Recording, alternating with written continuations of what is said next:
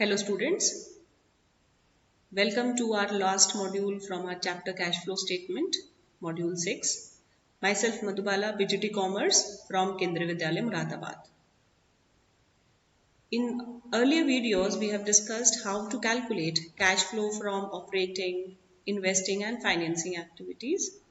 Let's see how we will be putting up all together these three kind of activities into a statement, cash flow statement. So first of all, we will be writing the cash flow from the operating activities, then the investing activities, then the financing activities, and then after that we will be having net increase or decrease in cash and cash equivalents. That means the sum total of all these three activities will be our net increase or decrease.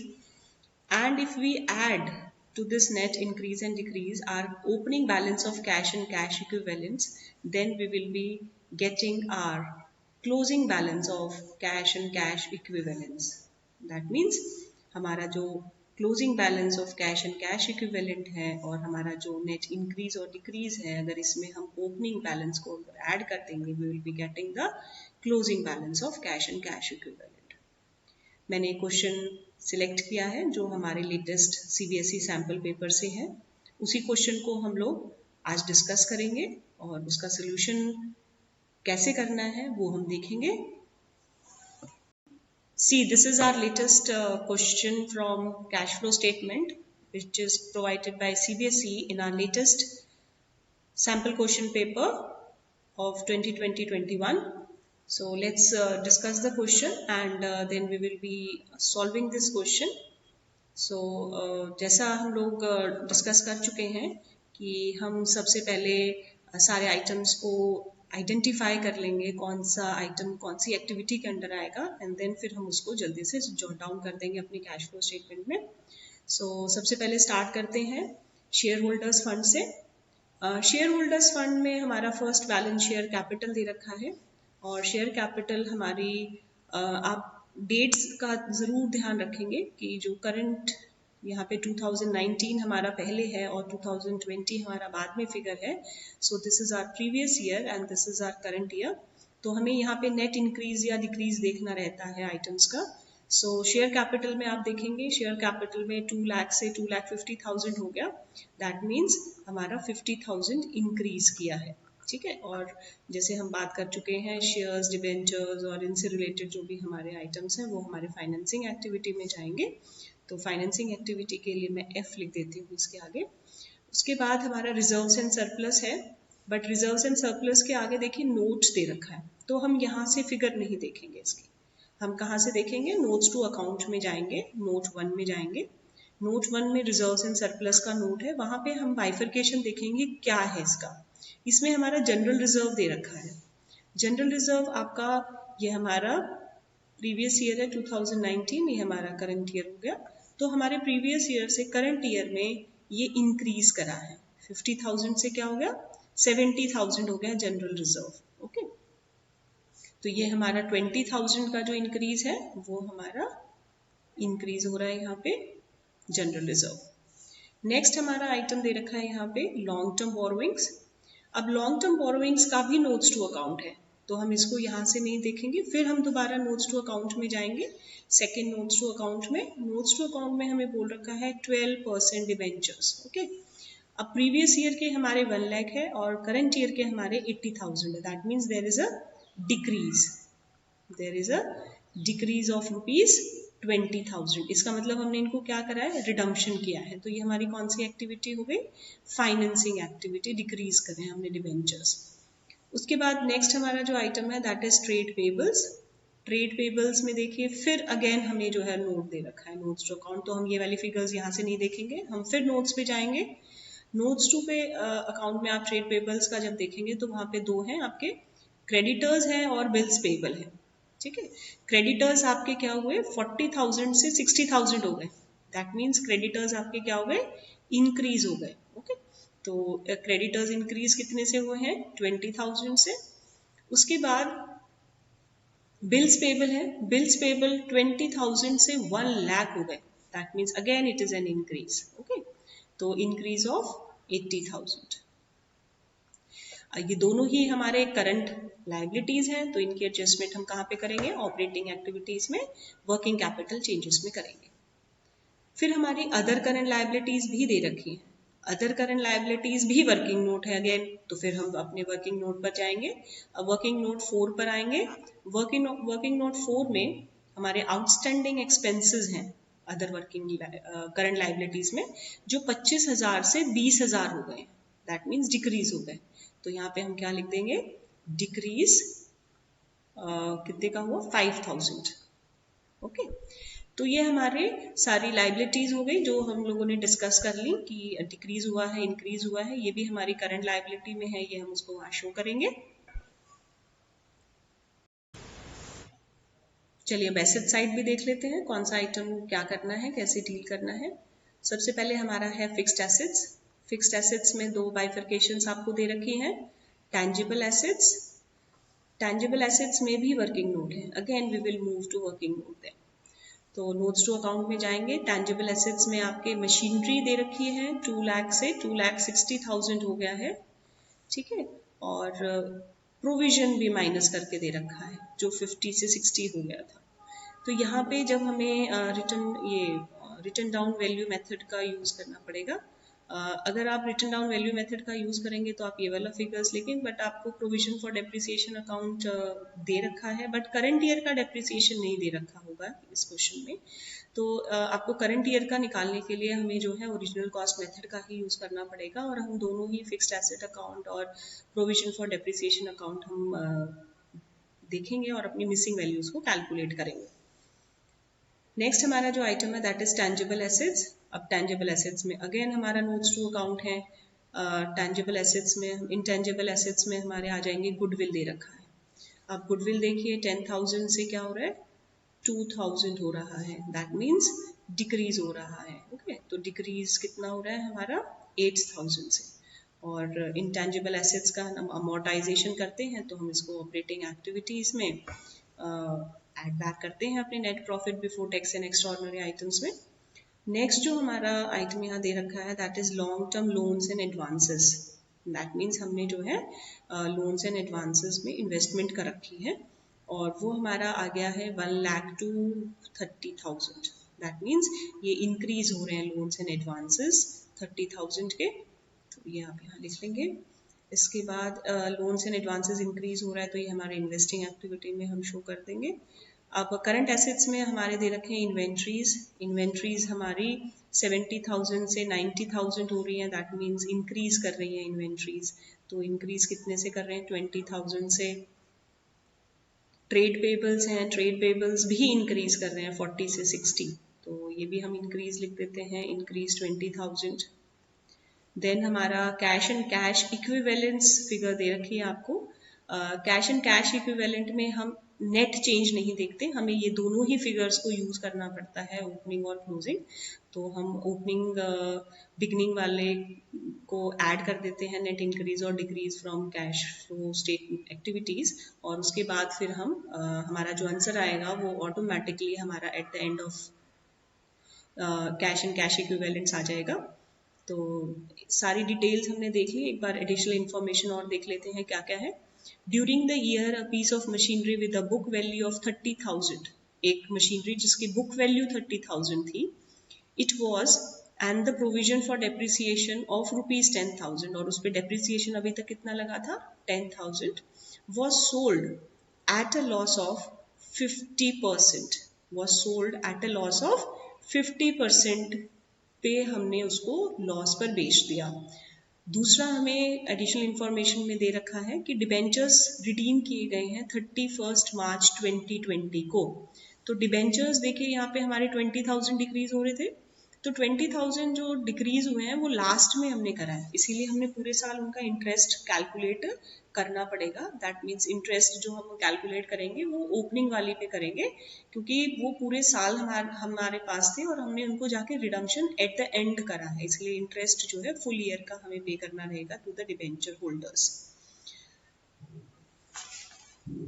चलिए हम सबसे पहले missing values निकाल लेते हैं, क्योंकि हमें current year का डेप्रिसिएशन चाहिए होगा ऑपरेटिंग एक्टिविटीज के लिए। तो सबसे पहले हम अपने मिसिंग वैल्यूज निकालने के लिए मशीनरी अकाउंट और प्रोविजन फॉर डेप्रिसिएशन अकाउंट को कैलकुलेट कर लेते हैं।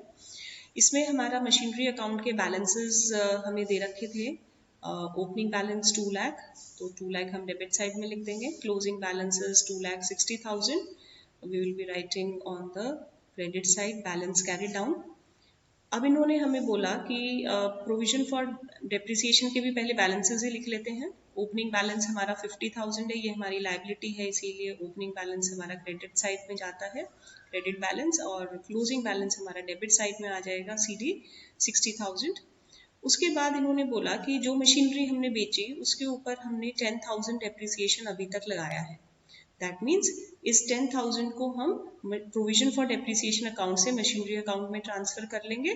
तो हमारा 10,000 हम ऐसे पुट कर देंगे, तो डेबिट साइड का आपका टोटल आ गया 70,000।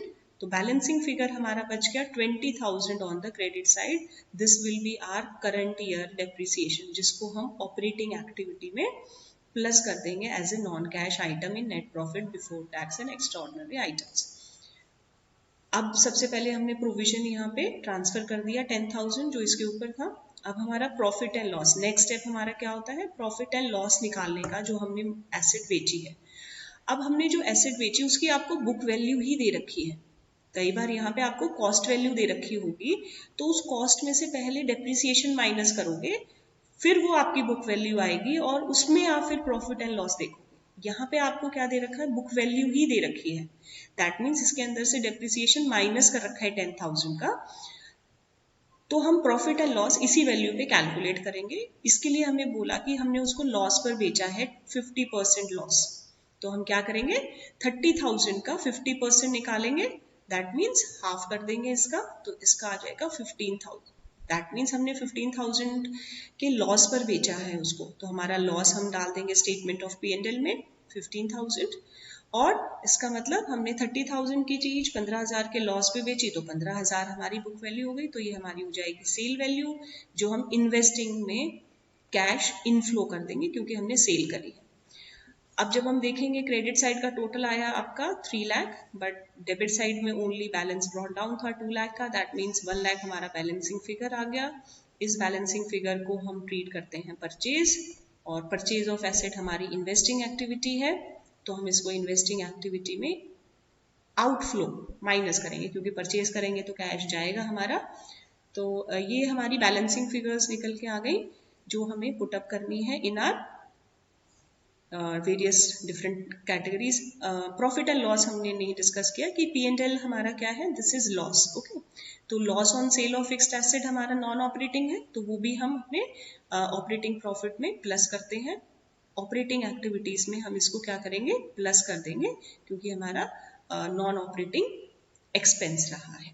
Okay, so this is how we will deal with this missing figures from machinery account and provision for depreciation account. Now let us start with the cash flow from operating activities first of all, and in that we require net profit before tax and extraordinary items. As in this question nothing is provided about tax or provision and nothing is given, only general reserve is given. That means this general reserve will be our reserve and surplus will be our surplus, and this 20,000 we will start our question with this net profit of rupees 20,000.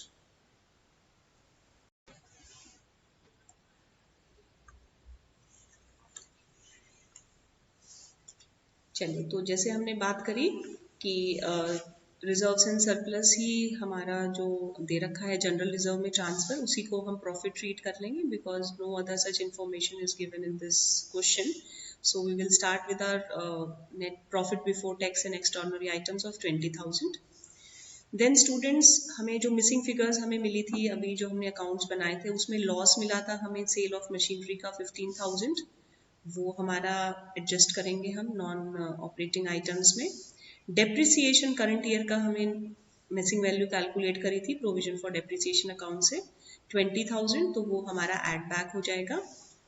Goodwill जो amortised है, goodwill amortised भी हमारी क्या हो जाती है, non operating है, और वो नॉन कैश आइटम है, उसको हम ऐड बैक करते हैं 8,000. Interest on debentures, interest on debentures देखिए कैलकुलेट कैसे करेंगे. हमने देखा कि हमारे जो डिबेंचर्स हैं वो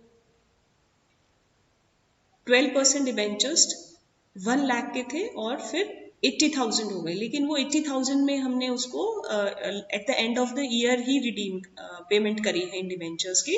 दैट मीन्स जो 12% इंटरेस्ट है वो हम पूरे 1 लाख पे लगाएंगे। ओके, तो हमारा जो इंटरेस्ट ऑन डिबेंचर्स है वो हमारा कैलकुलेट करेंगे। 1 लाख के ओपनिंग बैलेंस के डिबेंचर्स हैं, उन पे 12% के हिसाब से हम पूरा इंटरेस्ट लगाएंगे। That means 12,000। ये सारे आइटम्स को ऐड करने के बाद हमारे पास आ गया operating profit before working capital changes, that is 75,000। अब हमने वर्किंग कैपिटल चेंजेस के इफेक्ट्स को देखना है। डिस्कस हम लोग कर चुके हैं कौन सा आइटम इंक्रीज कर रहा है, कौन सा आइटम डिक्रीज कर रहा है। तो अगर हमारे एसेट्स इंक्रीज कर रहे हैं तो वो हमारा कैश आउटफ्लो है, अगर डिक्रीज कर रहे हैं तो वो कैश इनफ्लो है। अगर हमारी लाइबिलिटीज इंक्रीज कर रही हैं that is cash inflow, and अगर डिक्रीज कर रही हैं दैट इज कैश आउटफ्लो। तो क्रेडिटर्स हमारी लाइबिलिटीज हैं, इंक्रीज कर रही थी तो इसीलिए हमारी प्लस हो जाएगी। बिल्स पेबल भी हमारा इंक्रीज कर रहा है, ये भी प्लस हो जाएगा। आउटस्टैंडिंग एक्सपेंसेस हमारी लाइबिलिटी है बट लाइबिलिटी डिक्रीज कर रही है तो डिडक्ट हो जाएगा। इन्वेंट्रीज हमारी इंक्रीज करी थी तो इंक्रीज जब भी करती हैं इन्वेंट्रीज, इसका मतलब हमने उनको परचेज किया है तो कैश हमारा बाहर गया होगा तो 20,000 हमारा लेस हो जाएगा। देन ट्रेड रिसीवेबल्स हमारे इंक्रीज करे हैं, दैट मीन्स एसेट्स इंक्रीज करा है, again it is a cash outflow. तो हमारा जो नेट इफेक्ट है वो 75,000, यहाँ पे मैं पहले ऑपरेटिंग प्रॉफिट बाहर लिख देते हैं। उसके बाद इसका इन सब का टोटल आया हमारा 20 20 40 45 में से 855, ये हमारा आ जाएगा 55 प्लस। ओके, तो जब 55 इसमें प्लस करेंगे तो हमारा टोटल आ गया 1,30,000। 1,30,000 आ गया हमारा cash flow from operating activities. Now let us discuss cash flow from investing activities. हमारे जो आइटम्स हैं वो सबसे पहले हमारा sale of machinery. Sale of machinery हमने कैलकुलेट करा था, 15,000 आया था, और तो ये हमारा सेल ऑफ मशीनरी हमारा कैश आउटफ्लो है, सॉरी इनफ्लो है तो प्लस हो जाएगा। परचेज ऑफ मशीनरी हमारी आउटफ्लो होता है, 1 लाख हमारा बैलेंसिंग फिगर आया था। यहाँ पे क्वेश्चन मैं आपको दिखा देती हूँ। हमारा कैश आउटफ्लो सेल आया था हमारा 15,000, देखिए मशीनरी अकाउंट में, और परचेज जो आया था हमारा डेबिट साइड में मशीनरी अकाउंट में वो हमारा 1 लाख आया था। साथ में लोन्स एंड एडवांसेस और आएगा क्योंकि ये हमारी इन्वेस्टिंग एक्टिविटी का है और वो हमने दी हैं, ठीक है, दी हैं, किसी को लोन्स दिए हैं तो हमारा कैश आउटफ्लो हुआ होगा। तो ऐसे में जो 30,000 है लोन्स एंड एडवांसेस का वो भी हमारा नेगेटिव फिगर है। अब इन 1,30,000 में से 15 गया, दैट मीन्स 1,15,000 हमारा कैश यूज्ड आ गया। देखिए यहाँ पे कैश यूज्ड लिखेंगे। ओके, उसके बाद हमारा ये आ गया cash used in investing activities. चलिए अब फाइनेंसिंग एक्टिविटीज को डिस्कस कर लेते हैं। फाइनेंसिंग एक्टिविटीज में हमारी शेयर्स और डिबेंचर्स की रिडम्पशन और इंटरेस्ट ऑन डिबेंचर्स ये आइटम आते हैं। तो जैसे हमने क्वेश्चन में देखा था कि हमारा सबसे पहले शेयर्स को हम डिस्कस करा था कि शेयर्स हमारे इंक्रीज कर रहे हैं, दैट मीन्स हमने इशू किया है तो ये हमारे फाइनेंसिंग में प्लस हो जाएगा। हमने डिबेंचर्स को रिडम्पशन किया था 20,000 को तो ये हमारे फिगर्स में माइनस हो जाएगा, और इंटरेस्ट जो हमने पे करा है वो भी हमारा आउटफ्लो ही है। तो हमारी जो फिगर्स हैं वो इशू ऑफ शेयर सबसे पहले लिख देंगे 50,000, और डिबेंचर्स हमने रिडीम करे थे 1 लाख से 80,000 पे आ गए थे, दैट मीन्स 20,000 हमने रिडीम करे हैं। और डिबेंचर्स पे इंटरेस्ट हमने कैलकुलेट करा था 12,000। ये इंटरेस्ट ऑन डिबेंचर्स हमने नॉन ऑपरेटिंग करके ऑपरेटिंग एक्टिविटीज में भी इसकी एडजस्टमेंट करी थी ऊपर 12,000 की, और यहाँ पर भी आप इसको कैश आउटफ्लो दिखाएंगे। उसके बाद हमारा cash flow from financing activities आ रहा है आपका 18,000। ओके, सो जब आप देखेंगे 1,30,000 में से 1,15,000 माइनस करेंगे और 18,000 प्लस करेंगे तो आपका आंसर आ जाएगा 33,000. That means this is net cash flow during the year. और इस नेट चेंज में अगर हम opening balance of cash and cash equivalent add कर देंगे, जो कि हमारे क्वेश्चन में हमें दे रखा था 65,000. हमेशा कैश और कैश इक्विवेलेंट की फिगर्स एज इट इज लेंगे, नेट इंक्रीज या डिक्रीज नहीं देखेंगे यहाँ पे. तो ओपनिंग बैलेंस 65 है और क्लोजिंग 98 है, तो हम यहाँ पे इसको 65 ओपनिंग जब ऐड करेंगे 33 में, तो we will be getting 98,000 as our closing cash and cash equivalent. So इस तरह से आपको सभी क्वेश्चंस को अटेम्प्ट करना है. पहले आइडेंटिफाई कर लें कौन सी एक्टिविटी में वो लाए करेगी वो ट्रांजेक्शन, और फिर उसको जल्दी जल्दी अपने फॉर्मेट में पुटअप कर दें. So hope that you will be getting 8 out of 8 marks from this chapter in your board exams. Best of luck, do well, and thank you. Stay home, stay safe.